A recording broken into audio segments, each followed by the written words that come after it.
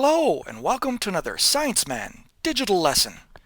Today we're discussing one of the most fascinating biomes on the planet, the temperate rainforest.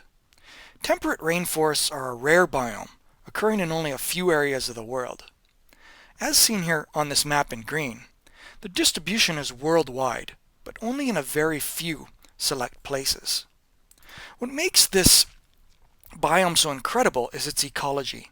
These biomes get between 2 and 4 meters of precipitation a year and have an average temperature of about 8 degrees Celsius, so the organisms need to be specifically adapted to very cool and wet conditions.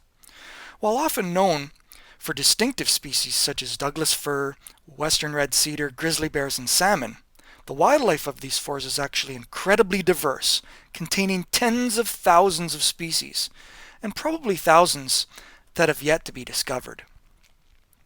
To give you an idea of the incredible beauty of these forests, please enjoy the following photo tour of one of the most famous stands of temperate rainforest in the world, Cathedral Grove near Port Alberni on Vancouver Island.